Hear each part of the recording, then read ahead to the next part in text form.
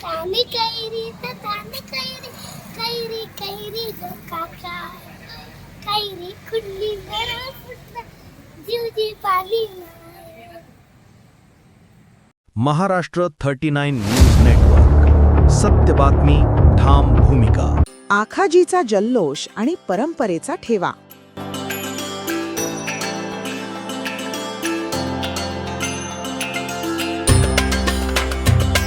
आमरसाच्या गर्दीतच नंदुरबारमध्ये सालदार निवडीची अनोखी परंपरा जिवंत.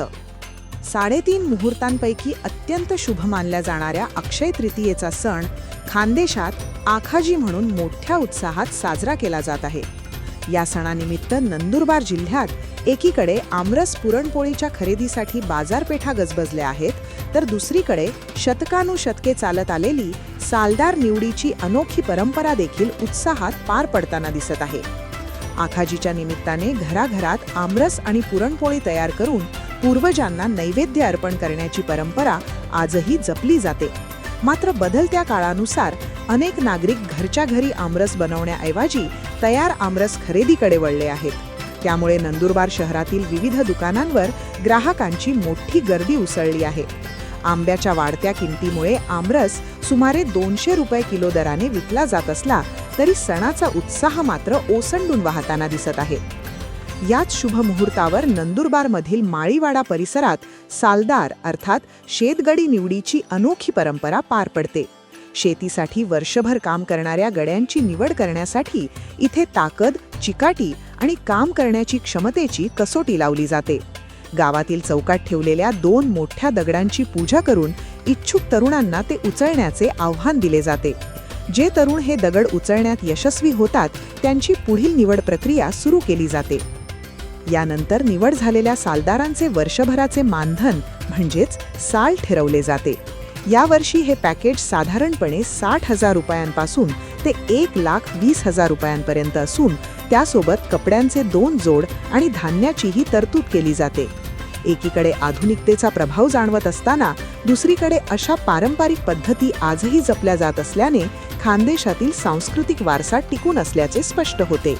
आखाजीच्या निमित्ताने नंदुरबारमध्ये परंपरा, उत्साह आणि गोडव्याचा अनोखा संगम पाहायला मिळतोय. महाराष्ट्र 39 न्यूज नेटवर्कसाठी अभय पाटील, नंदुरबार. सर्वप्रथम छत्रपती शिवाजीनगर परिसर आणि समस्त माळी समाज नंदुरबार यांच्या वतीने आपल्या सर्वांना अक्षय तृतीयेच्या आखाजीच्या हार्दिक शुभेच्छा देतो. आज या ठिकाणी ही गोटा उचलण्याची जी प्रथा आहे ही आमच्या परिसरामध्ये आमच्या पूर्वजांनी शेकडो वर्षापूर्वीपासून या ठिकाणी ही प्रथा लावून ठेवलेली आहे. शेतीमध्ये पूर्वी सालदार काम करायच्या आणि सालदाराचे सालदारकी ठरवत असताना या ठिकाणी 2 गोटे आहेत. एक गोटा 100 किलो आणि एक 110 किलोचा गोटा आहे. आणि हे गोटे उचलल्यानंतर त्या ठिकाणी जो व्यक्ती हे गोटे उचलेल त्याची क्षमता त्या ठिकाणी चाचणी केली जायची आणि त्याच्यावरून सालदारकी ठरत होती. ही केवळ ताकद नाही तर याच्यामध्ये आपल्याला थोडे आपली बुद्धी वापरून, टेक्निक वापरून सुद्धा हा गोटा उचलण्याची एक पद्धत आहे. याच्यामध्ये केवळ ताकद असल्याचे महत्वाचं नाही तर गोटा उचलण्याची एक टेक्निक आहे आणि ती टेक्निक सुद्धा महत्वाची आहे. आणि ही परंपरा आमच्या पूर्वजांनी या ठिकाणी सुरू ठेवलेली आहे आणि ती आज आम्ही सुद्धा या ठिकाणी चालू ठेवलेली आहे. जो कोणी गोटे उचलतो त्याला या ठिकाणी आम्ही कोणतीही जबरदस्ती करत नाही. तो स्वेच्छेने त्याची आरोग्याची तपासणी एक प्रकारे या ठिकाणी करत असतो. आपल्या शारीरिक क्षमतेची चाचणी तो या ठिकाणी करत असतो आणि त्याच्या स्वच्छेने तो गोटे उचलून या ठिकाणी प्रदर्शन दाखवत असतो. आज कितीही आधुनिक परिस्थिती आली असली तरी सुद्धा आमचा माळीवाडा परिसर असा आहे की या ठिकाणी बऱ्याचशा जुन्या संस्कृती या टिकून आहेत आणि आम्ही त्या टिकून ठेवलेल्या आहेत. याचे कारण असं की आजची जी पिढी या ठिकाणी आलेली आहे या पिढीला पूर्वजांनी केलेल्या सगळ्या गोष्टींची आठवण झाली पाहिजे या उद्देशाने हे सगळं करण्याचा खटाटोप आहे. या ठिकाणी आमच्याकडे पूर्वजांना या ठिकाणी आघारी आपण जे म्हणतो श्राद्ध ते दिलं जातं. माहेरी ज्या चन्या येतात त्या संध्याकाळी एक ठिकाणी येऊन खो खोचा कार्यक्रम करत असतात. त्याच प्रकारे आखाजीमध्ये या ठिकाणी सगळ्यांना शुभेच्छा दिल्या जातात.